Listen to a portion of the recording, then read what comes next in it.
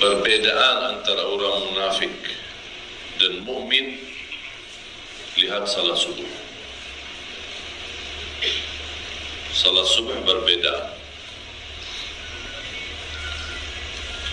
Dan Rasulullah sallallahu alaihi wasallam bersabda, "Athqalus salah 'ala al-munafiqin salatus subhi wa salatul isya." Bismillahirrahmanirrahim. Assalamualaikum warahmatullahi wabarakatuh. Alhamdulillahirabbil alamin. Allahumma shalli ala sayyidina Muhammad wa ala ali sayyidina Muhammad. Sahabat, teman-teman yang beriman yang insyaallah dirahmati oleh Allah Subhanahu wa taala, pada kesempatan yang sangat mulia ini mari sama-sama kita simak, kita dengarkan, kita ikuti tausiah yang akan disampaikan oleh guru kita almarhum Syekh Ali Jabir tentang ciri-ciri orang munafik. Untuk lebih jelasnya, untuk lebih detailnya, mari sama-sama kita simak tayangan berikutnya. Bismillahirrahmanirrahim. Assalamualaikum warahmatullahi wabarakatuh. Waalaikumsalam warahmatullahi wabarakatuh. Alhamdulillahi rabbil alamin. Asyhadu an la ilaha illallah wahdahu la syarika lahu waliyus salihin. Wa asyhadu anna sayyidana wa nabiyyana Muhammadan abduhu wa rasuluhu as-sadiqul amin. Allahumma salli wa sallim wa barik ala sayyidina Muhammad wa ala alihi wa sahbihi wa man tabi'ahum bi ihsanin ila yaumiddin. سبحانك لا علم لنا إلا ما علمتنا إنك أنت العليم الحكيم.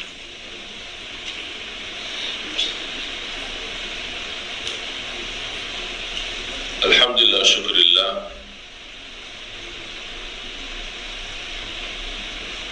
atas anugerah dan kesempatan kita bisa melangkah ke masjid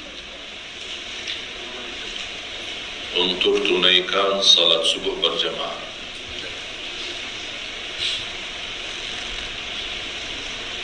Dan hal ini sangat berat untuk dilakukan oleh orang munafik. Sangat berat untuk dilakukan orang munafik, teman-teman. Subuh. Bahkan kata guru saya, kalau ingin tahu perbedaan antara orang munafik dan mukmin, lihat salat subuh. Salat subuh berbeda. Dan Rasulullah sallallahu alaihi wasallam bersabda, "Athqalus salah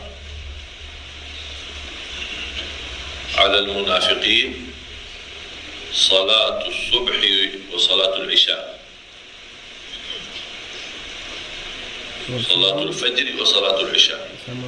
Salat yang paling berat bagi orang munafik. Bagi orang munafik adalah salat subuh dan salat isya. Walau ya'lamuna ma fihima la'atawhuma walau habwa. Kalau mereka mengetahui apa pahala dan kemuliaan yang Allah simpan, Allah titipkan, Allah rahasiakan di dalam dua salat ini, tidak mungkin mereka meninggalkan dua salat ini. Sampai kata Rasulullah, walaupun mereka datang ke masjid dalam keadaan merangkak. Masya Allah, luar biasa teman-teman. Subuh dahsyatannya. Jadi bukan lagi tidak bisa jalan, merangkak mereka datang seperti anak bayi. Karena begitu luar biasa besar dan kemuliaan pahala di dua salat ini. Cuma karena mereka orang munafik, makanya berat. Bersyukurlah. Mudah-mudahan Bapak Ibu termasuk orang yang selamat dari kemunafikan. Amin. Amin.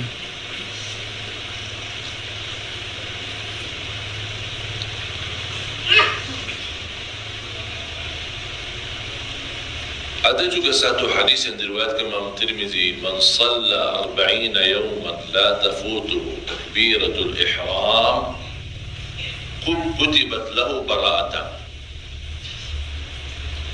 Bara'atun minan nifaq wa bara'atun minan nar. Barang siapa yang menjaga selama 40 hari takbiratul ihram bersama imam. Kalau 40 hari dikali 5 waktu, berapa salat? 200.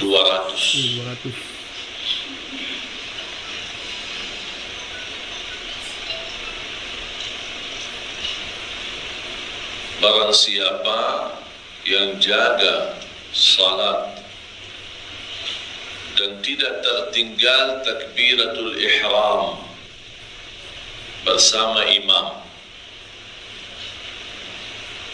bukan masbuk. Kalau masbuk tidak masuk dalam karunia hadis ini. Jadi man shalla, ini salat yang pertama, man shalla 40 yawman, 40 hari. Yang kedua, la tafutu takbiratul ihram. Yang ketiga, takbiratul ihram tidak tertinggal, tidak terlewat. Ma'al imam, ada imam. Berarti hadis ini menunjukkan berjamaah.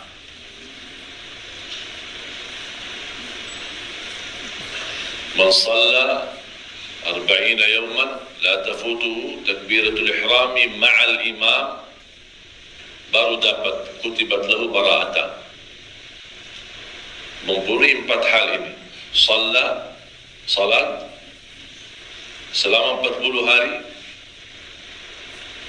bersama imam dan tidak tertinggal takbiratul ihram. Dapat apa? 2 kebebasan. Bebas dari kemunafikan dan bebas dari neraka jahannam. Luar biasa teman-teman. Bebas sikap munafik sama neraka jahannam.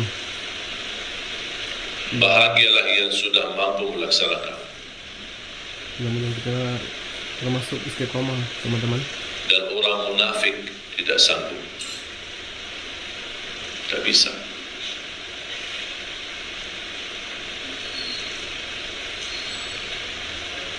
Bahagia orang yang dikenal di tengah masyarakat ahli masjid.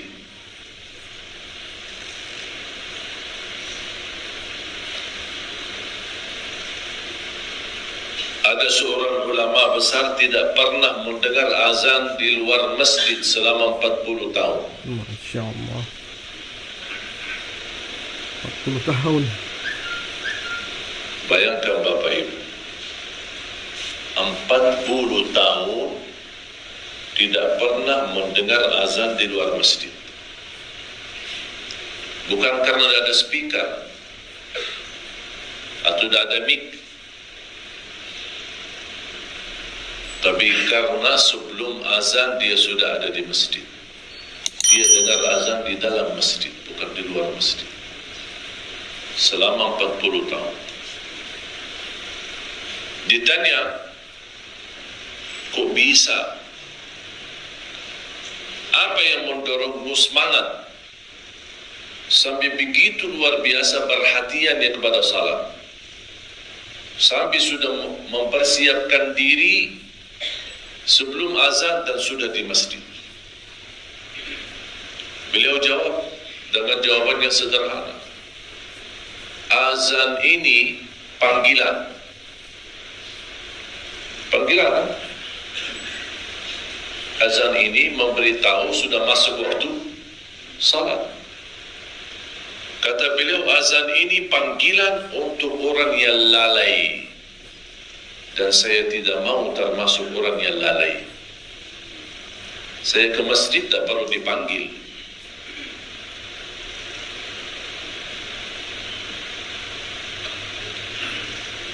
Berat ya Pak ya? Berat. Sibuk. Kadang-kadang dengar azan aja masih lanjut sibuk. Lanjut urusan. Gampang nanti, masih lama. Apalagi imamnya Ali Jabir kepanjangan dia. Kenapa? Jangan buru-buru, sabar. Sabar, kan sabar ibadah. Sabar pahalanya besar. Coba kapan dia fikir sabar. Telat salat dia bilang sabar. La haula wa la quwwata illa billah.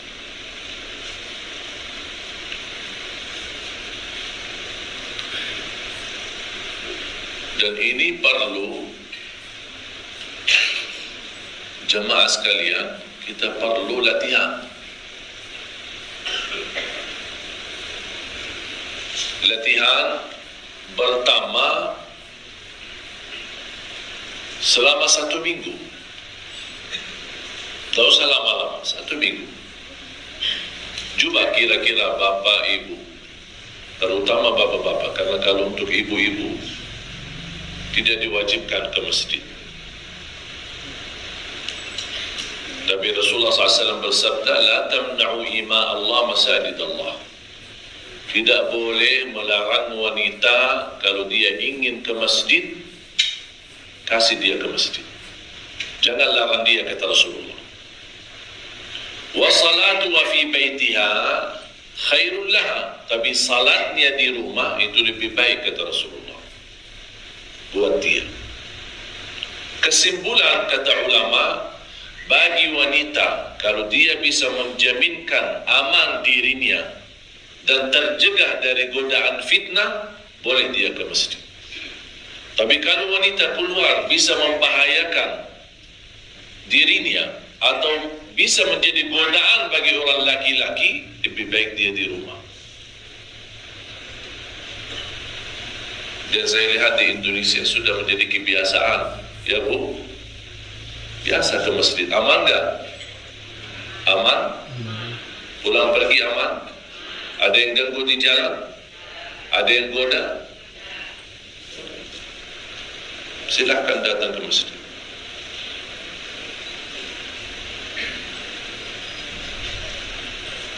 Jadi jelas bersabda Rasulullah, la tamna'u ima Allah. Jangan sekali-kali melarang wanita kalau dia ingin ke masjid.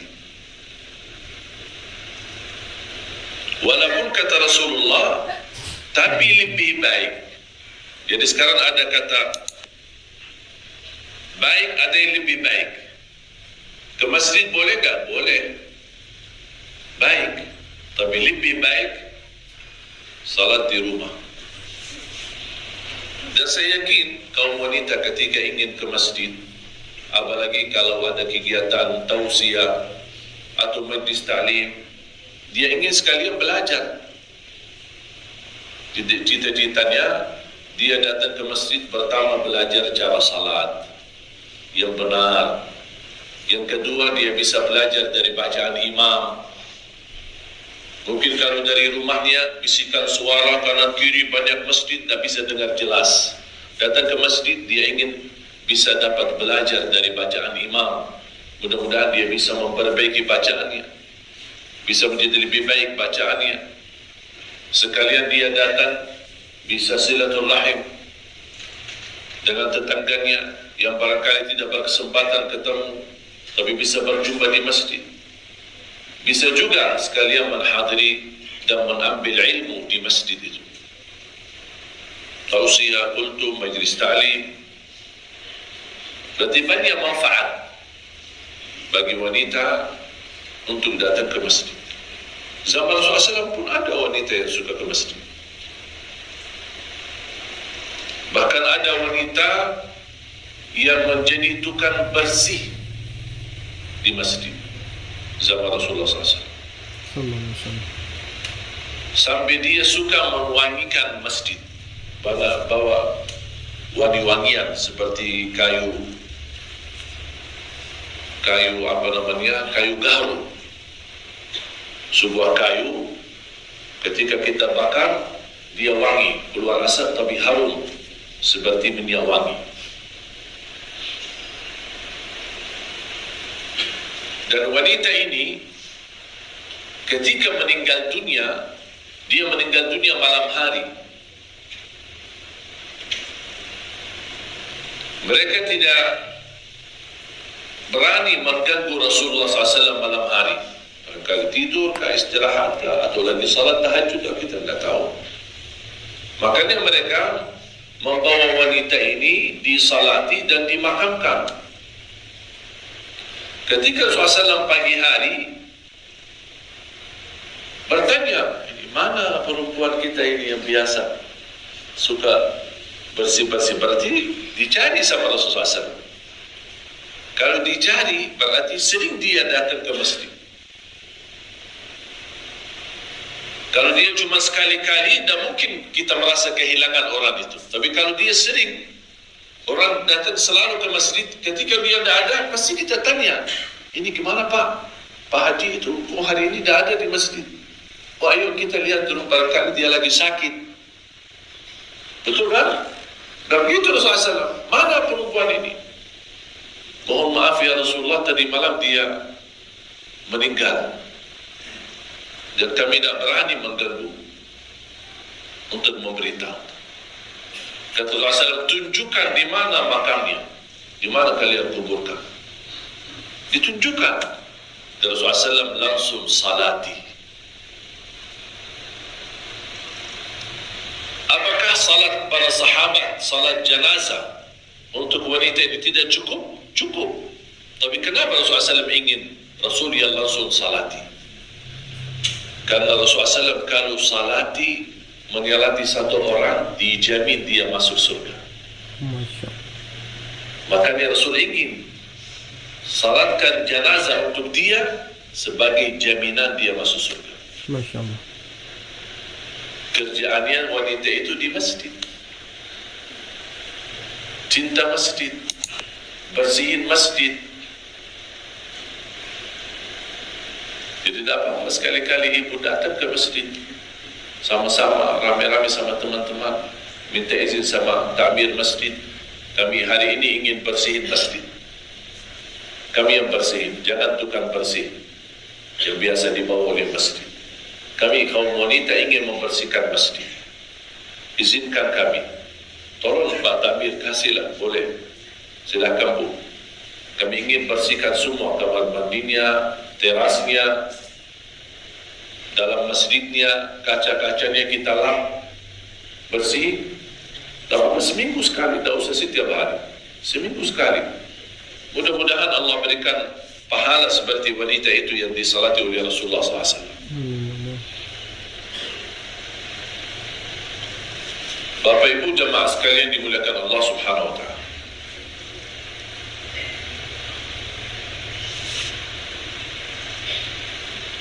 Makanya luar biasa pahala dan dapat kebebasan dari kemunafikan dan dari siksa neraka jahanam. Orang yang mampu menjaga salat selama 40 hari. Pasti muncul pertanyaan, menjadi penasaran bagi kaum wanita yang berkata, terus kalau kita ini gimana? Masa pahala ini hanya dapat oleh kaum laki-laki? Kami tidak bisa 40 hari menjaga salat. Pasti kami akan terhalang dengan kedatangan tamu. Halangan 20 hari atau 25 hari, kemudian kedatangan halangan. Berarti kita tidak bisa 40 hari. Gimana dong? Kalau kita ingin meraih pahala yang dikatakan oleh Rasulullah SAW, Bu, jangan khawatir hitungan pahala.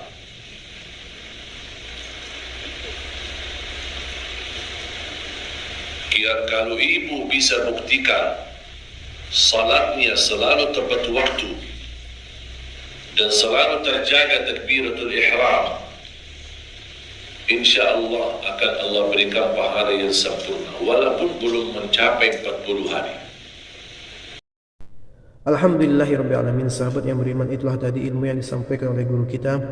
Mudah-mudahan bermanfaat, mudah-mudahan kita dijauhkan dari sifat-sifat munafik, mudah-mudahan kita selalu istiqomah untuk menjalankan semua perintah-perintah Allah Subhanahu wa taala. Mudah-mudahan kita dimasukkan ke dalam syurga bersama Rasulullah sallallahu alaihi wasallam tanpa hisab. Mungkin itu saja yang bisa dapat saya sampaikan. Mudah-mudahan bermanfaat, mudah-mudahan kita dijauhkan dari sifat-sifat munafik, mudah-mudahan kita dapat menjaga salat 5 waktu kita, menjaga salat isya kita, subuh kita, zuhur, asar, maghrib. Mudah-mudahan kita dapat menjaga tepat waktu. Amin amin ya rabbal alamin. Saya akhiri, wassalamualaikum warahmatullahi wabarakatuh.